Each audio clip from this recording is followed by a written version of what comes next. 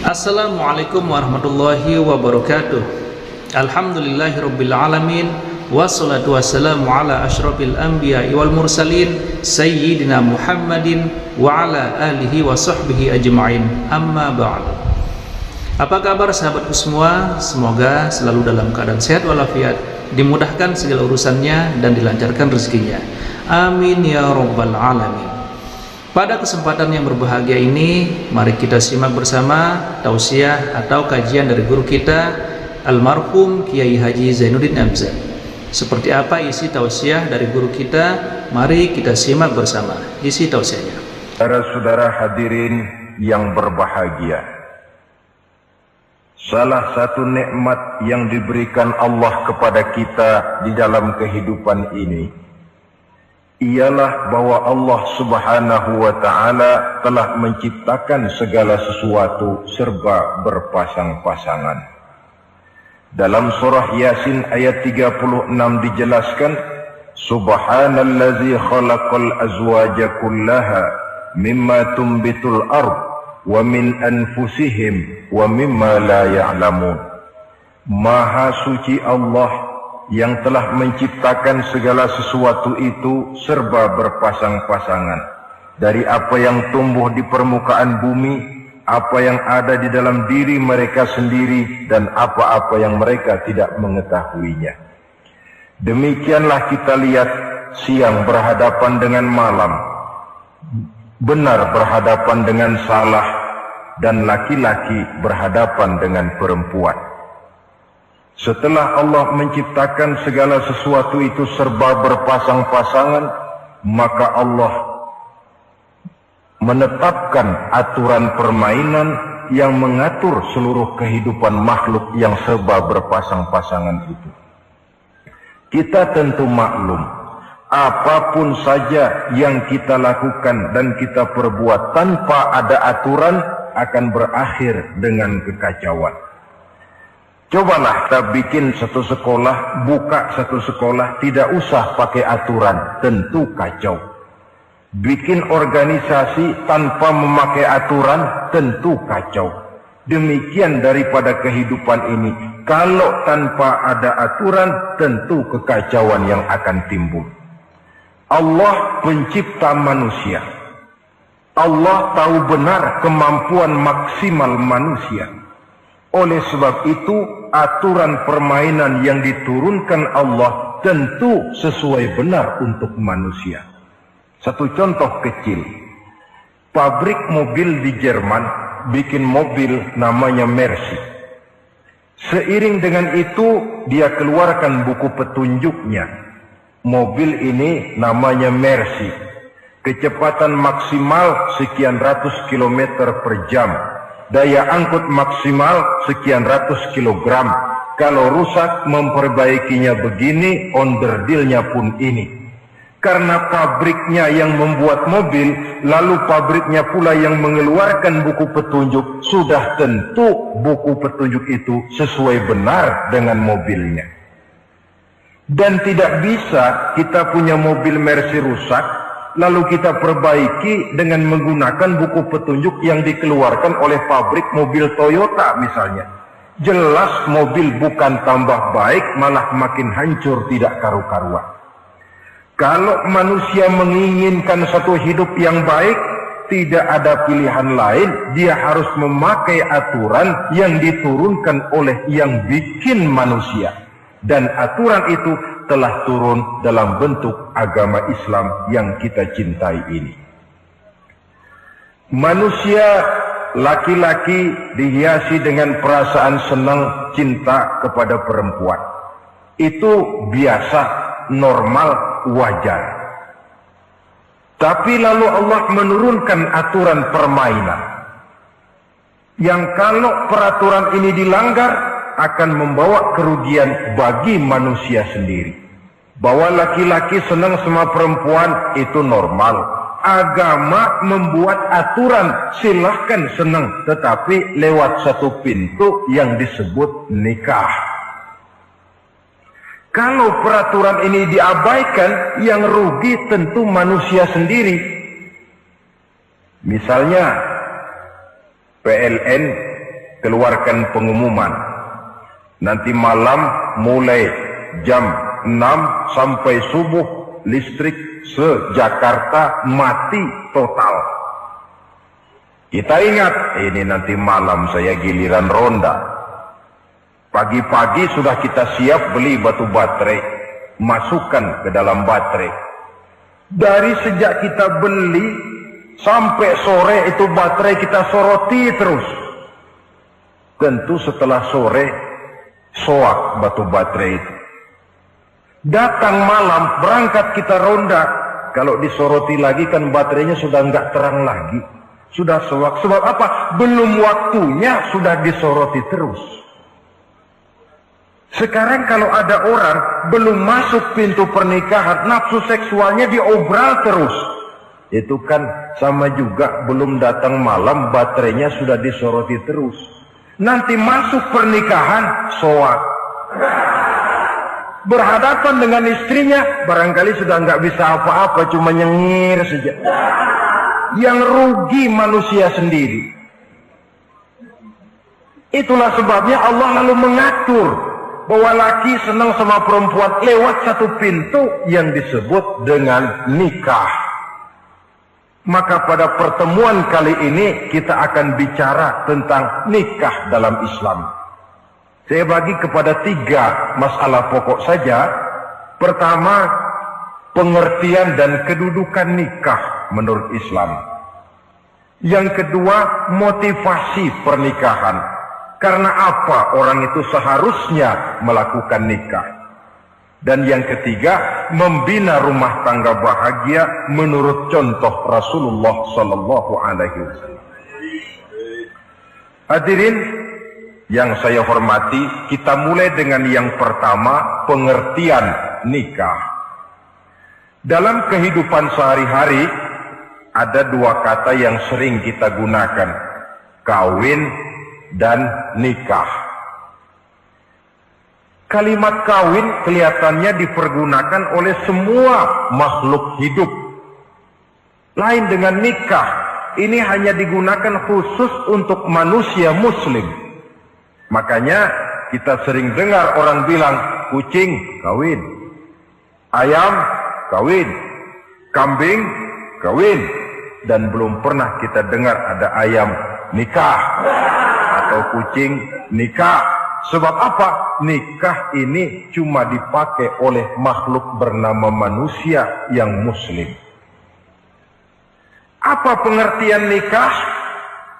Seorang tokoh, Abi Yahya Zakaria Al-Ansari, di dalam kitab Fathul Wahhabnya menjelaskan, an-nikahu aqdun yatadammanu ibahatal wat'i bilafzi inkahin au nahwihi. Nikah adalah akad, yaitu ijab dan qabul, yang akad ini menjamin dibolehkannya pergaulan bebas antara laki-laki dan perempuan.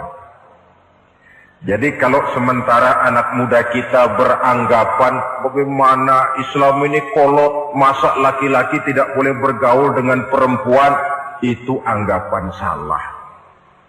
Islam bukan saja tidak melarang, malah menganjurkan laki-laki bergaul dengan perempuan sebebas-bebasnya, sepanjang pergaulan itu bisa dipertanggungjawabkan, baik menurut hukum negara, lebih-lebih menurut hukum agama.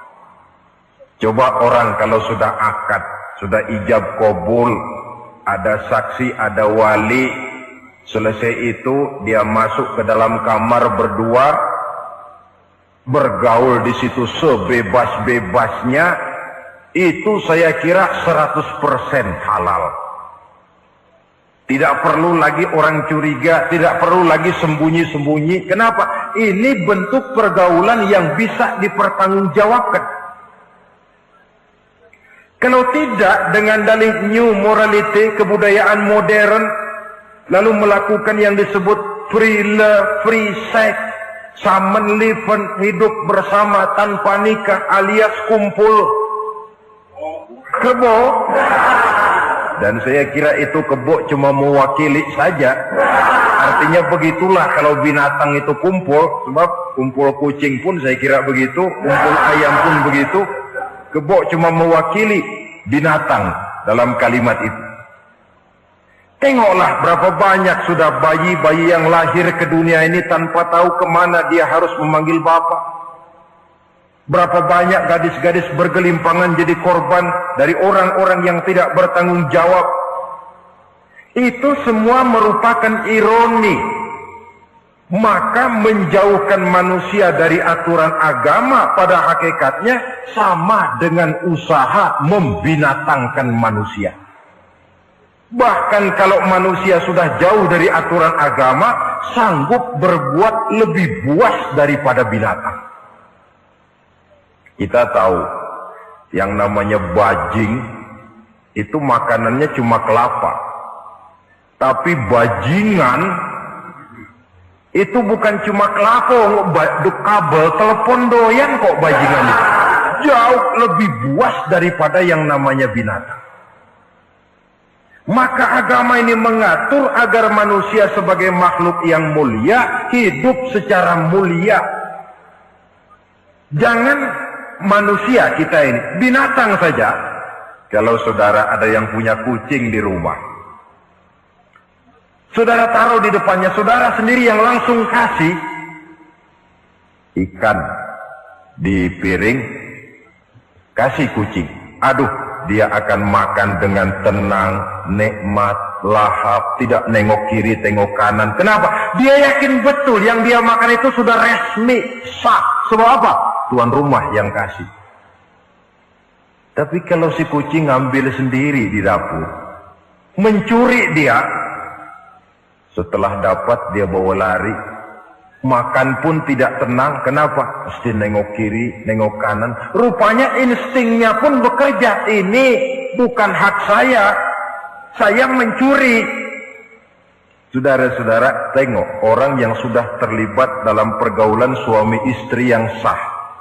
Itu kan nggak perlu tengok kanan, tengok kiri, nggak perlu takut-takut. Kenapa? Sudah sah. Tapi kalau yang bukan istrinya, wah itu sudah seperti kucing nyolong ikan, tengok kiri, tengok kanan, tidak pernah mengalami ketenangan. Itu selintas pengertian nikah. Lalu bagaimana kedudukan nikah menurut Islam? Ternyata nikah dalam pandangan Islam tidak cuma sekedar untuk memenuhi kebutuhan biologis manusia. Tidak cuma sekedar untuk memperkembangbiakkan keturunan. Tidak cuma sekedar untuk mendapat ketenangan hidup. Lebih tinggi daripada sekedar itu, nikah dalam pandangan Islam ibadah. Jadi kalau kita ditanya, Pak, ibadah apa yang paling enak dalam Islam? Jawabannya jelas, nikah. Begitu enaknya ibadah yang namanya nikah ini, sampai yang sudah pernah pun pengen ulangan. Namanya ibadah. Tetapi tentu ada konsekuensi. Oleh karena nikah ibadah, dan semua ibadah dalam Islam tidak boleh dikerjakan setengah hati atau main-main. Sholat ibadah, tidak boleh main-main atau setengah hati atau coba-coba. Puasa ibadah, tidak boleh main-main, setengah hati atau coba-coba. Dan oleh karena nikah pun ibadah, punya nilai sakral, juga tidak boleh main-main, setengah hati atau coba-coba. Dus nikah eksperimen tidak dikenal dalam Islam. Mas, saya dengar sampean sudah nikah ya? Iya mas, saya cuma nyoba saja kok ini kok. Kalau enak terus, enggak ya bubar. Ini tidak ada nikah eksperimen, sebab dia punya nilai sakral yang bermotifkan ibadah. Itu pengertian dan kedudukan nikah. Lalu apa motivasi suatu pernikahan? Karena apa seharusnya orang nikah itu? Apa landasannya? Saudara, hadis yang diriwayatkan oleh Imam Bukhari, Muslim, Abu Dawud dan Ibnu Majah dari Abi Hurairah menjelaskan Nabi bersabda, tunkahul mar'atu li arba'in. Nikahilah perempuan karena 4 perkara. Kalau dia perempuan tentu nikahilah laki-laki karena 4 perkara. Memilih jodoh, nah inilah lengkapnya konsepsi Islam. Memilih jodoh saja Islam itu memberikan petunjuk kok. Karena apa orang memilih jodoh itu? Kata Rasul karena 4 faktor. Pertama, lima liha. Karena dia orang kaya. Cari yang kaya. Yang kedua, lihasabiha. Karena dia keturunan orang baik-baik. Cari keturunan orang baik-baik. Yang ketiga, lijamaliha. Karena dia cantik. Cari yang cantik. Dan yang keempat, lidiniha. Karena dia orang taat beragama. Cari orang yang taat beragama. Kalau berkumpul keempat-empatnya, rasanya surga dunia sudah. Coba lihat. Suami mana sih yang tidak bangga punya istri cantik, kaya, keturunan orang baik-baik, lalu taat beragama? Atau istri mana sih yang tidak bangga punya suami ganteng, kaya, keturunan orang baik-baik, dan taat pula beragama? Tapi kan terus terang, yang kumpul keempat-empatnya kan boleh dibilang jenis makhluk langka. Sulit. Kadang-kadang cantik, kaya, akhlaknya kayak setan. Ada saja kurangnya. Oleh karena ada saja kurangnya, lalu Nabi memberikan stressing, penekanan. Fazfar bizatid din taribat iyadat. Pilih orang yang taat melaksanakan agama, niscaya hidupmu akan berkah. Jadi motivasi suatu pernikahan hendaknya agama. Apa rahasianya? Mari kita lihat. Kalau orang memilih pasangan karena rupa yang cantik semata-mata, silakan, tapi jangan jadi motivasi utama. Kalau rupa yang cantik jadi alasan utama, saya yakin rumah tangga tidak akan tahan lama. Sebab apa? Pertama, yang namanya cantik itu relatif. Artinya bergantung siapa yang memandang. Yang menurut saudara cantik, menurut saya belum tentu cantik. Yang kata saya cantik, menurut saudara barangkali itu yang jelek. Relatif. Saya kalau ditanya orang, Ustadz, siapa perempuan paling cantik di dunia ini? Tentu saja saya jawab istri saya. Apa saudara lalu protes? Salah Ustadz, yang cantik istri saya, bukan istri Ustadz. Saya bilang, masa bodoh saya nggak ngurusi istri sampean. Cantik itu relatif. Sehingga di kalangan para ahli cinta, sampai sekarang masih jadi perdebatan. Sebenarnya cantik yang bikin orang jatuh cinta, apa cinta yang membuat orang jadi kelihatan cantik? Dua-duanya bisa terjadi. Mungkin karena cantik orang jatuh cinta, dan bisa juga karena sudah kadung cinta orang kelihatannya jadi cantik. Tapi yang jelas, cantik relatif. Yang relatif tidak bisa dijadikan sandaran utama. Yang kedua, yang namanya cantik itu temporer, artinya berubah oleh pergeseran masa dan pertukaran waktu. Sekarang dia cantik, of course, sedang sweet 17-an, sedang honeymoon, sedang bulan madu, sedang pengantin baru, tentu saja cantik. Punya dia anak 1, kecantikan mulai menurun. Punya dia anak 2, kulit mulai keriput. Punya dia anak 3, apalagi tak pandai bersolek, sudahlah onderdil mulai pada coba. Kalau rumah tangga didasarkan kepada rupa yang cantik saja, selesailah rumah tangga sampai di situ. Yang ketiga, di atas langit, rupanya masih ada langit lagi. Di atas yang kita anggap cantik, rupanya masih ada yang lebih cantik. Kalau cantik yang kita kejar, kita akan jadi petualang yang pindah dari perempuan satu ke perempuan yang lain. cinta bajak laut namanya. Di mana kapal berlabuh, di sana cinta mendarat. Saudara hadirin yang saya hormati, padahal sate dengan singkong itu kan bedanya cuma di tenggorokan. Kalau sudah masuk ke dalam perut, kenyangnya barangkali sama. Malah barangkali besok pagi kalau keluar lebih tidak enak baunya sate itu daripada singkong. Makanya orang kalau sudah nikah oleh Nabi dipesan, apabila kamu di jalan melihat perempuan yang membuat kamu kagum, cepat-cepatlah pulang ke rumah. Sebab apa? Sebab yang perempuan cantik di jalan kau lihat itu punya, istrimu juga di rumah punya. Gak percaya cobalah pulang, akurin, sama itu. Silahkan cari yang cantik, tapi jangan dijadikan motivasi utama. Yang kedua, kalau perkawinan, pernikahan cuma karena harta, silahkan cari yang kaya. Tapi kan harta itu, kata Imamul Ghazali, al-mal zillun zail. Harta bagaikan bayangan. Sore di sebelah barat, tengah hari di tengah, sore pindah ke sebelah timur. Hari ini dia kaya, besok dia bangkrut. Roda itu berputar. Kalau harta dijadikan pilihan utama, boleh jadi dalam hidup berumah tangga ada pepatah, ada uang abang disayang, tidak ada uang abang melayang. Artinya pun rumah tangga tidak akan tahan lama. Yang ketiga, kalau karena keturunan, persilahkan cari keturunan yang baik-baik.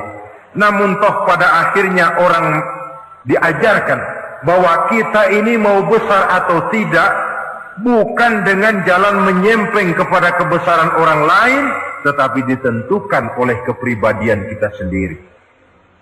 Sekarang kalau karena agama, Nabi berikan penekanan fazfar bidzatid din taribat yadak. Pilih orang yang taat beragama, niscaya hidupmu akan beruntung. Apa rahasianya? Tidak lain rumah tangga Rasulullah Sallallahu Alaihi Wasallam. Yang ini artinya kita sudah masuk kepada bagian ketiga, bagaimana membina rumah tangga bahagia menurut contoh baginda Nabi. Saudara, bagaimana sih rumah tangga Rasul itu? Kelihatan dari dua ucapannya, pendek, singkat, tapi punya pengertian filosofis yang mendalam. Dua kalimat saja beliau bilang tentang rumah tangganya, yaitu baiti jannati, rumah tanggaku laksana surga bagiku. Bayangkan, kalau seorang suami sudah mampu berkata macam begitu, bahagia hidupnya. Ini barangkali tantangan buat kita semua. Mampukah kita di rumah tangga berkata semacam perkataan beliau tadi? Baiti jannati, rumah tanggaku laksana surga bagiku. Padahal dari sejarah kita baca, Rasul itu rumahnya kecil. Tidurnya di atas pelepah daun korma, sampai berbekas di pipinya. Sarapan paginya seteguk zam-zam, sepotong roti, kadang-kadang 3 butir korma. Tempat tidurnya bukan alga spring bed atau Dunlop pillow macam kita punya. Di rumahnya tidak ada mebel spaghetti model yang lagi ngetop-ngetopnya. Entar di tengah rumah macam itu, beliau sanggup berkata, baiti jannati. Kenapa kita yang hidup di zaman di mana fasilitas mestinya lebih menunjang, kok malah banyak yang berkata sebaliknya? Baiti nari, rumah tanggaku laksana neraka bagiku. Padahal dilihat dari segi materi, rumahnya bertingkat, mobilnya serba berkilat, uangnya banyak berlipat-lipat, istri pun cantik memikat, kadangkala boleh jadi jumlahnya 4. Tapi tiap hari kiamat. Kenapa ini? Marilah kita lihat. Ternyata rumah tangga Rasul itu motivasinya tidak lain agama. Agama menuntun suami dan istri masing-masing untuk tahu kewajiban dan tahu haknya. Kalau kewajiban sudah dilaksanakan, lalu hak diberikan, akan timbul pengertian, understanding. Kalau sudah ada saling pengertian, akan timbul ketenangan, feeling of security. Dan ketenangan tangga utama untuk mencapai yang disebut bahagia. Itu sebabnya hakikatnya membicarakan rumah tangga yang berdasarkan agama tidak lain adalah bagaimana seharusnya seorang suami melaksanakan kewajibannya dan seorang istri melaksanakan tugasnya. Artinya kewajiban suami itu apa? Kewajiban istri itu apa? Kewajiban istri hak suami, kewajiban suami hak untuk istrinya menurut tuntunan dan tuntutan agama. Saudara hadirin, menurut hadis riwayat Abu Dawud dari Muawiyah bin Haidah, satu hari Rasul ditanya, "Ya Rasul, apa sih hak istri-istri kami ini? Artinya kewajiban kami sebagai suami ini apa?" Rasul menjawab, pertama, antat'amaha iza ta'imta. Kau beri istrimu makan sebagaimana engkau makan. Kewajiban. Tetapi seorang istri pun, kalau sudah diberikan nafkah oleh suaminya untuk mengatur makanan, dia harus pandai mengaturnya dengan sebaik-baiknya. Menu yang teratur, gizi yang lengkap, dan saya kira yang namanya 4 sehat 5 sempurna itu kan tidak berarti bahwa hidup ini harus serba mewah, tidak. Yang penting ada variasi sehingga tidak merangsang suami untuk makan di luar. Jangan misalnya tahu suaminya senang jengkol lalu tiap hari saja jengkol, itu kan bisa kejengkolan. Dengan demikian, masalah yang kelihatannya sepele tetapi yang sebenarnya bisa menjaga keharmonisan atau malah keretakan rumah tangga harus kita perhatikan dengan sebaik-baiknya. Suami memberikan nafkah, dari jumlah itu 60% lari ke kredit, 40% lari ke dapur. Tentu pada akhirnya sang suami akan merasa curiga, padahal barangkali istrinya pun berniat baik, cuma hanya tidak ada keterbukaan di dalam mengurus masalah-masalah yang berhubungan dengan dapur. Inilah kewajiban yang pertama dari seorang suami, kewajiban yang menyangkut masalah pangan. Lalu yang kedua, wa taksuha izaktasaita. Engkau beri istrimu pakaian sebagaimana engkau berpakaian. Suami yang adil, pakaian yang dia pakai sama harganya dengan yang dibelikan untuk istrinya. Kecuali tentu kalau istrinya ridho. Zalim seorang suami, jikalau untuk dia misalnya dia beli pakaian yang mahal-mahal, jasnya dia pakai Switzerland wool, sarungnya Samarinda. Kalau dia pakai sepatu, belilah sepatunya. Sementara istrinya cuma pakai kain belacu saja. Kenapa mesti begitu? Sebab, saudara hadirin, istri kita sebenarnya adalah bagian daripada hidup kita. Baik dia dilihat orang, baik juga kita disebut orang. Jelek dia dipandang orang, tentu jelek juga nama kita disebut orang. Apalagi hidup bermasyarakat, kadang-kadang mulut usil itu kan sudah banyak macam ragamnya. Nah, itu siapa sih perempuan yang jalan? Kenapa? Itu pakaian yang tidak dipakai sih tidak mahal, cuma pakaiannya serasi, pantas, enak dilihat. Oh, terang saja dia kan istrinya si Meun. Nah, Meun yang sedang tidur barangkali tidak tahu apa-apa mendapat sebutan baik. Cobalah kalau istri kita semaunya saja, orang akan bilang, ah itu perempuan, kenapa saya gerah melihatnya. Mau ke pasar cuma pakai kutang saja. Tentu suami pun akan mendapat sebutan yang tidak baik. Cuma sang istri kalau sudah dibelikan pakaian oleh suami, termasuk alat-alat kecantikan di dalamnya, pakaian itu tentu dipakai niat pertama adalah untuk menyenangkan hati suami. Seorang istri yang memakai bedak untuk menyenangkan suami, misalnya tiap polesan bedak ada pahalanya. Dia pakai lipstik untuk menyenangkan hati suaminya, tiap goresan lipstik ada pahalanya, bernilai ibadah. Ini kewajiban yang kedua. Yang ketiga, wala tadribil wajha. Kalau marah, jangan memukul muka.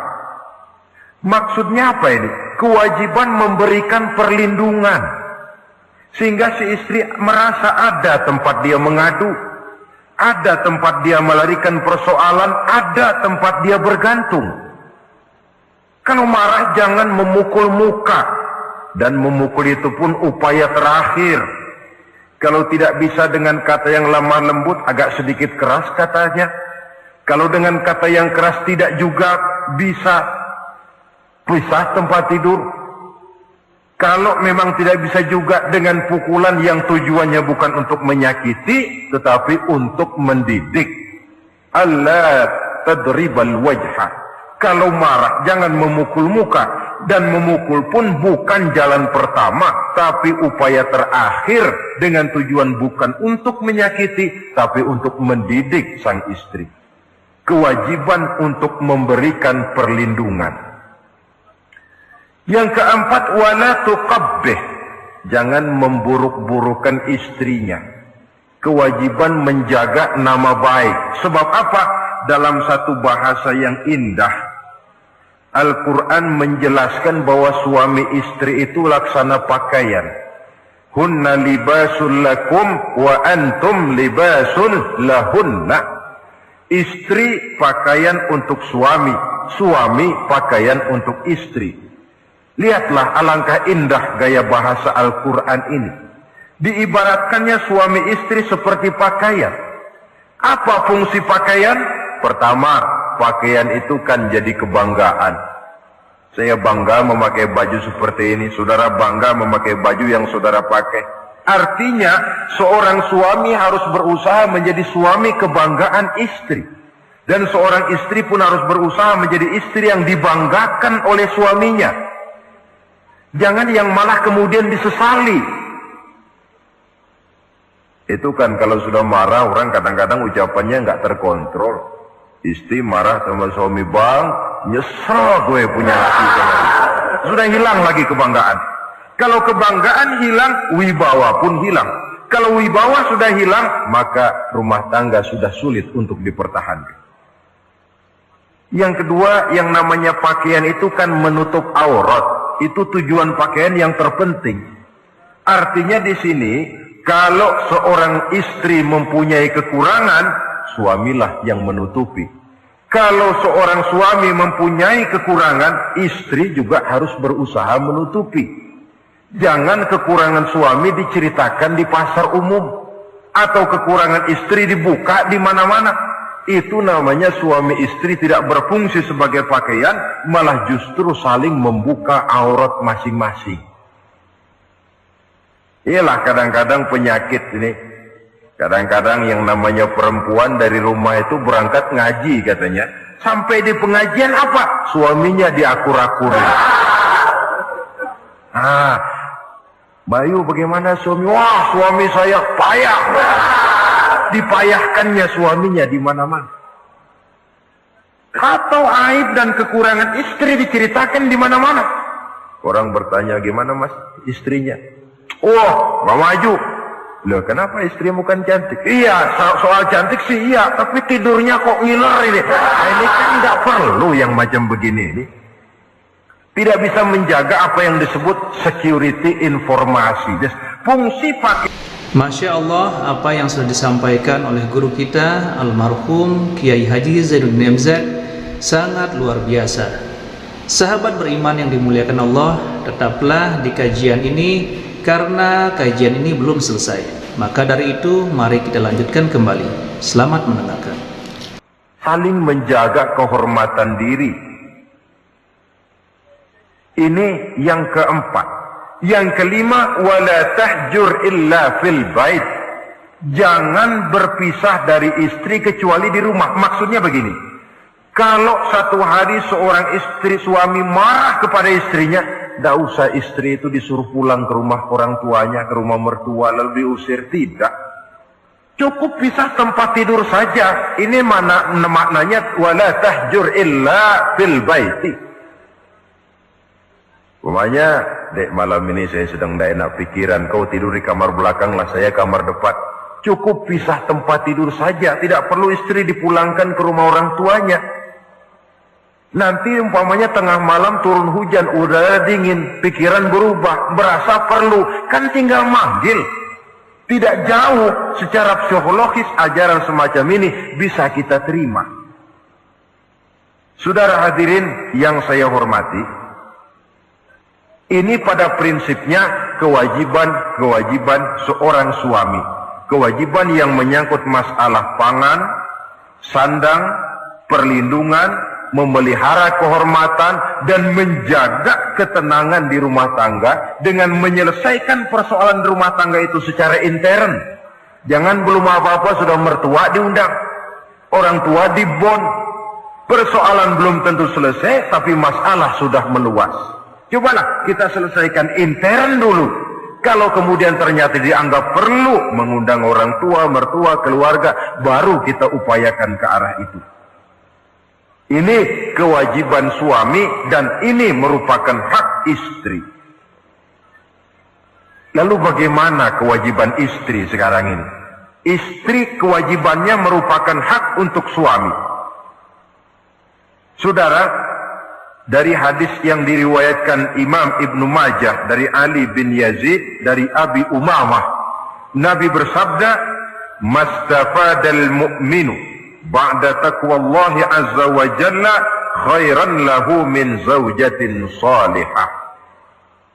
Bagi seorang mukmin, sesudah dia mempunyai sifat takwa kepada Allah, tidak ada yang lebih membawa manfaat selain daripada istri yang solehah. Istri solehah itu yang bagaimana? Yang hidup mampu melaksanakan kewajibannya. Apa kewajibannya? Kata Nabi, pertama, in amaroha ata'athu. Kalau diperintah, dia taat. Kewajiban istri yang pertama, taat kepada suaminya. Begitu besar kewajiban taat kepada suami, sampai-sampai Nabi pernah menyatakan, "Lau kuntu amiran ahadan ayyasjuda li ahadin, la amartul mar'ata an tasjuda li zawjiha."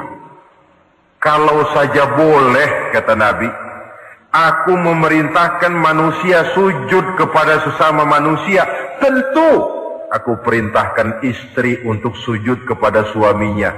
Untung saja sujud kepada manusia tidak boleh. Kalau boleh, istri itu disuruh sujud kepada suami. Tentu karena besar hak suami atas dirinya. Yang kedua, ibadah sunnah tidak mendapat izin suami juga bukan saja tidak berpahala, malah berdosa. Umpamanya, pengantin baru, si istri kebetulan santri, malam minggu pesta, besoknya hari Senin, si istri sudah kadang biasa hidup sebagai santri, hari Senin puasa sunnah. Dia bilang sama suaminya, "Bang, besok saya mau puasa sunnah nih, hari Senin." Kata suaminya, "Kalau kau puasa juga kau kejam. Lalu kau puasa aku disuruh ngapain?" Tidak diizinkan oleh suami, dia puasa juga. Bukan saja tidak mendapat pahala, malah berdosa. Sampai amalan yang sunnah pun tidak diizinkan oleh suami, berdosa. Apalagi amalan yang mubah. Apalagi amalan yang tidak ada dasar hukumnya, perintahnya. Sepanjang perintah suami tidak untuk maksiat kepada Allah, istri wajib untuk taat. Dalam hadis lain kita temukan Nabi bersabda, Idza da'a ar-rajulu imra'atahu ila firashihi. Kalau seorang suami memanggil istrinya ke tempat tidur. Ini bahasa kinayah. Manggil ke tempat tidur kan tentu nggak perlu penjelasan. Masa mau nyambal di tempat tidur kan enggak. Fa'abat. Si istri tidak mau. Lantaran istri tidak mau, suami jengkel. Fabata ghadbana 'alaiha.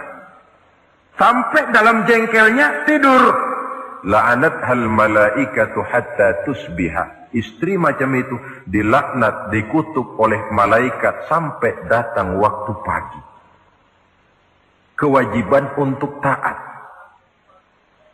Namun sebaliknya, seorang suami pun jangan mentang-mentang istri wajib taat lalu overacting.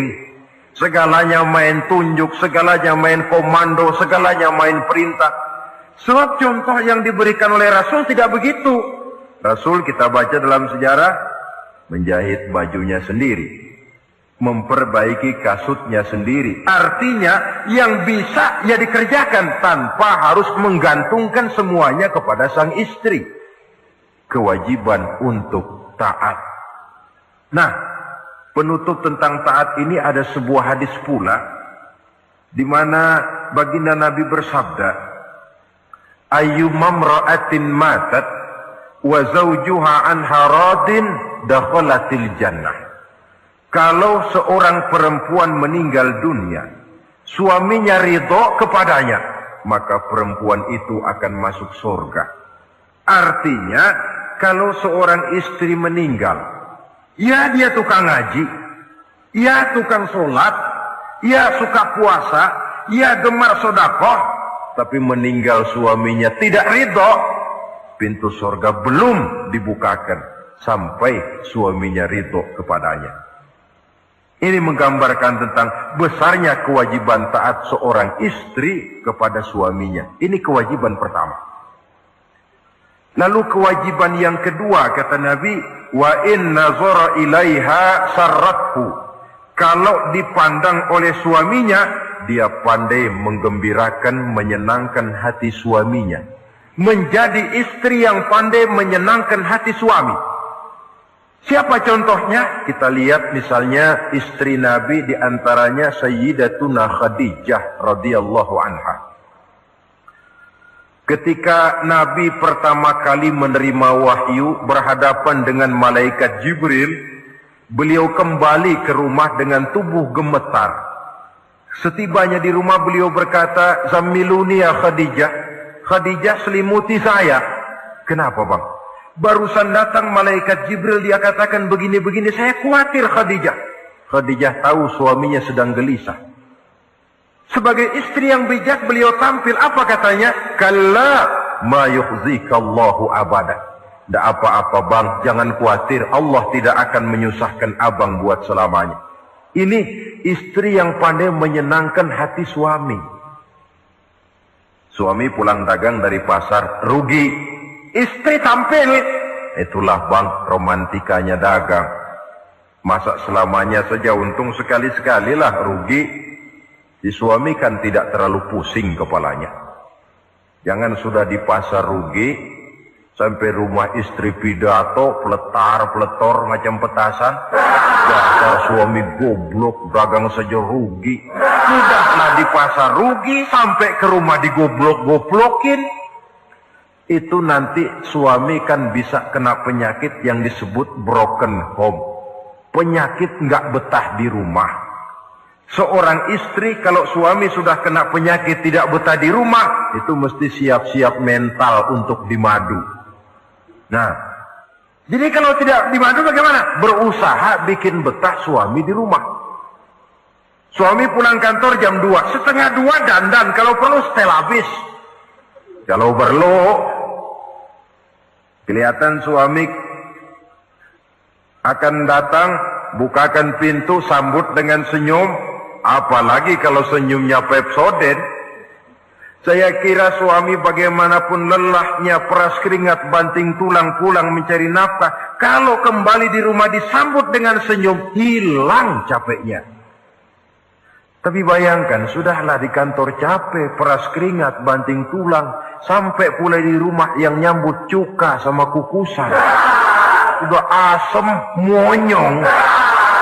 Suami mana yang kerasan tinggal di rumah? Menjadi istri yang pandai menggembirakan, menyenangkan hati suaminya. Bahkan diizinkan bohong untuk menyenangkan hati suami. Umpamanya, suami kebetulan habis obyeknya gol. Karena ingin menyenangkan istri, mampir di pasar beli kain batik. Si suami tidak tahu bagaimana kain batik yang bagus, beli saja sembarangan. Sudah kainnya kasar, warnanya norak, harganya yang mestinya murah jadi mahal. Dibawa pakaian itu pula. Istri lihat dan tahu kalau ini batik jelek, norak, kasar, harganya pun murah. Tapi dia ingin menyenangkan hati suaminya. Suaminya tanya, bagaimana dek kain batik ini? Waduh bang, bagus betul kain ini. Pinter benar abang milih warna ini.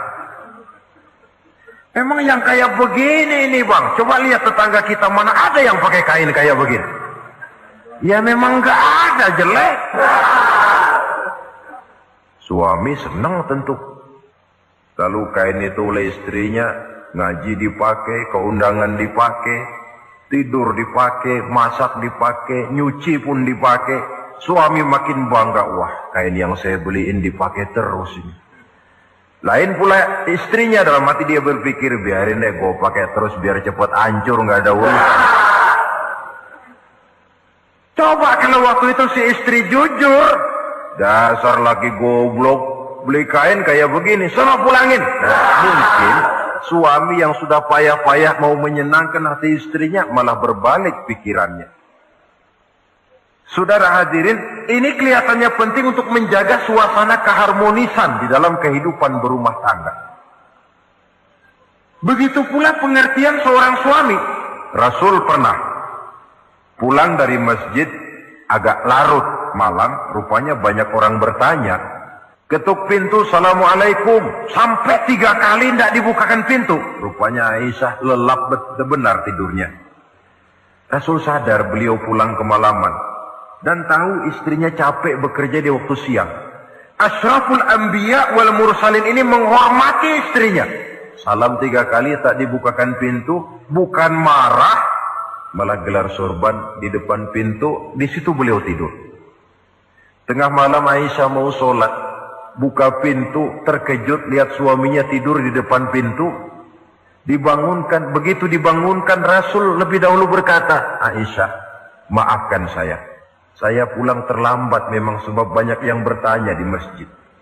Sudahlah tidur di depan pintu, begitu dibukakan, beliau dulu yang minta maaf. Sulit jadi suami semacam ini. Yang enak kalau sudah nggak dibukain pintu, istri kepulesan, lalu sekali buka pintu, kan yang enak kita tunjuk jidatnya, lo tidur kayak tembok ya. Saudara hadirin, menjadi istri yang pandai menyenangkan hati suaminya. Sebab tidak ada seorang suami bisa sukses, baik di medan tugas, di masyarakat, di kantor, di toko, di tempat manapun, kalau tidak ditunjang oleh peran serta dari para istrinya. Karena itulah perempuan, walaupun peranannya tidak begitu kelihatan, sebenarnya sangat menentukan.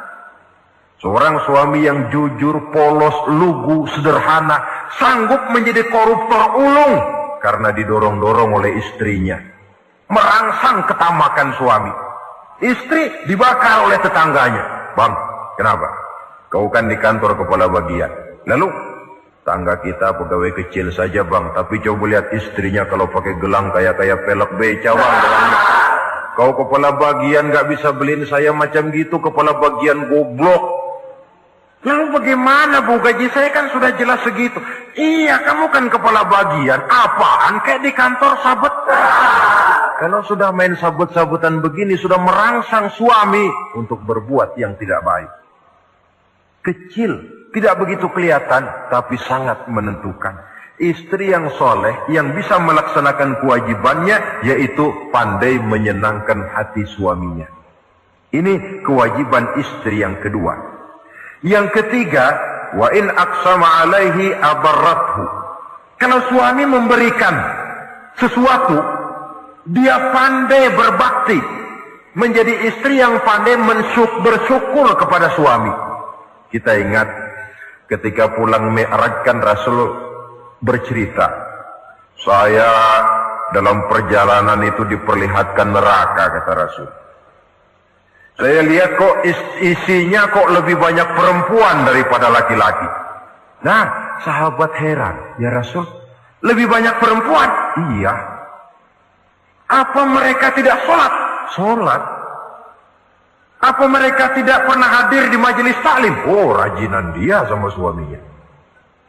Ada apa? Tidak pernah baca Quran? Rajin. Lalu kenapa kok isinya kebagian besar perempuan? Rasul menjawab, hunna yakfurnal ashir. Mereka umumnya tidak pandai bersyukur kepada suaminya. Hujan panas setahun dibalas dengan hujan sehari. Kalau suaminya sedikit salah, sudah kehilangan pertimbangan, tertutup seluruh kebaikannya. Yang kelihatan cuma salahnya saja. Maka sebaiknya di dalam hidup berumah tangga, baik suami maupun istri itu masing-masing sedia timbangan. Kalau satu saat suami salah, istri ambil timbangan. Timbang, suami saya salahnya ini, jasanya ini. Bertahun-tahun dia hidup mencari nafkah buat saya, membelikan pakaian untuk saya, mencarikan makan untuk saya. Salahnya ini. Timbang, mana lebih banyak salahnya atau benarnya? Dengan demikian kita akan bisa menghasilkan keputusan objektif. Giliran istri yang salah, suami yang ambil timbangan, ukur mana lebih banyak baiknya atau salahnya. Kalau tiap kita masing-masing punya timbangan, insya Allah nilai-nilai objektif dari suatu pertimbangan akan bisa kita temukan dalam mengambil keputusan. Istri yang pandai berbakti membalas budi daripada suaminya. Kewajiban yang keempat dari seorang istri, wa in ghaba anhu nasahathu fi nafsiha wa malihi. Kalau suami tidak ada di rumah, dia pandai menjaga kehormatan dirinya dan pandai menjaga harta suaminya. Tidak mencari kesempatan dalam kesempitan. Suami lembur, istri ngompreng. Dan pandai menjaga harta suaminya. Nah, coba lihat. Kalau seorang suami ada uang di kantongnya 100 rupiah. Ada tukang minta pengemis, istri ambilkan saja tanpa izin suaminya uang di kantong suami 100. Dia sedekahkan. Niatnya tentu baik. Si istri dapat dosa, si suami dapat pahala. Perbuatan sedekahnya itu betul, tapi mengambil uang tanpa izin suami itu yang salah. Dan ternyata salah itu lebih besar daripada pahala yang dia lakukan lantaran bersedekah itu. Kalau ini terwujud, maka suasana saling mempercayai akan tumbuh. Kalau sudah saling mempercayai, rasanya akan terwujud kedamaian dan ketenangan. Suami meninggalkan rumah dengan perasaan tenang, istri pun melepas suami dengan perasaan damai, tanpa was-was, tanpa curiga, dan sebagainya. Dan ini modal yang paling utama mewujudkan saling kepercayaan dalam membina hidup bahagia. Saudara, jadi dengan demikian kewajiban suami dan kewajiban istri yang merupakan bagian tidak terpisahkan dari bagaimana membina rumah tangga berdasarkan tuntunan agama, merupakan hal yang dicontohkan oleh Nabi kita Muhammad sallallahu alaihi wasallam.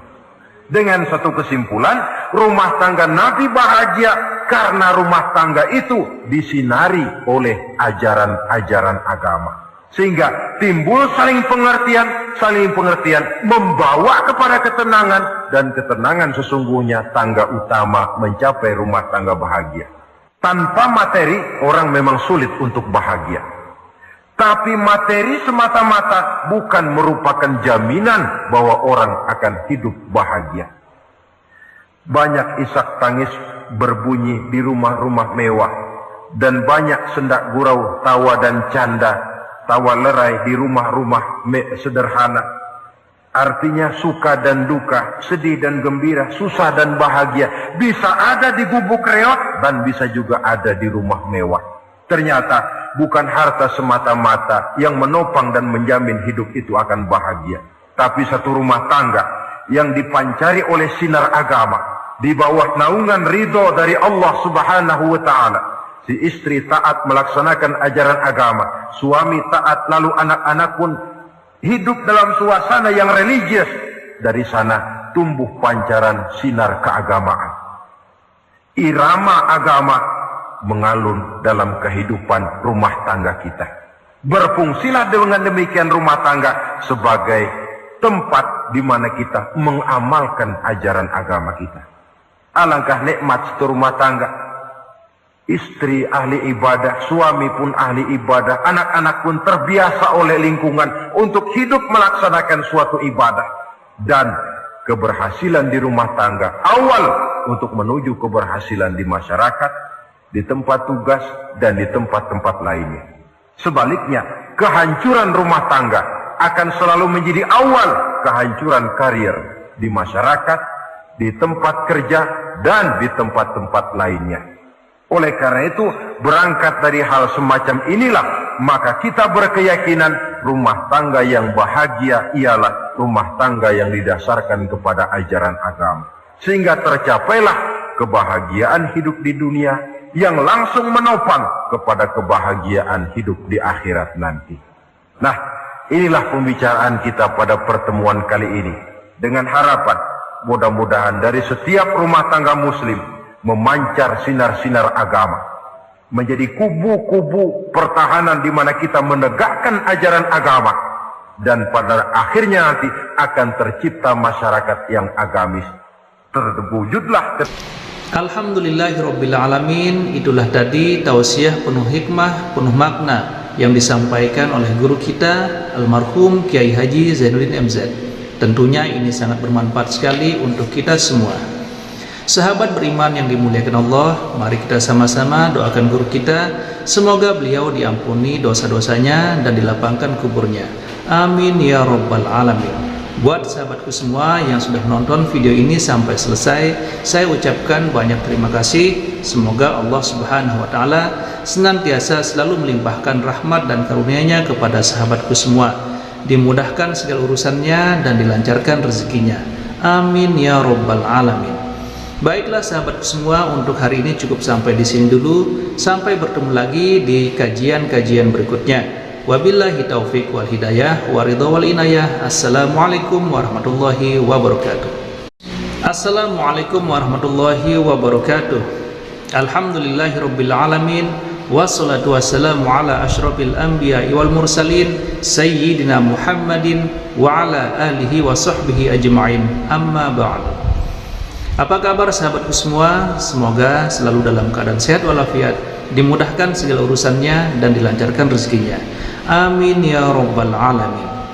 Pada kesempatan yang berbahagia ini, mari kita simak bersama tausiah atau kajian dari guru kita almarhum Kiai Haji Zainuddin MZ. Seperti apa isi tausiah dari guru kita? Mari kita simak bersama isi tausiahnya. Saudara-saudara hadirin yang berbahagia, salah satu nikmat yang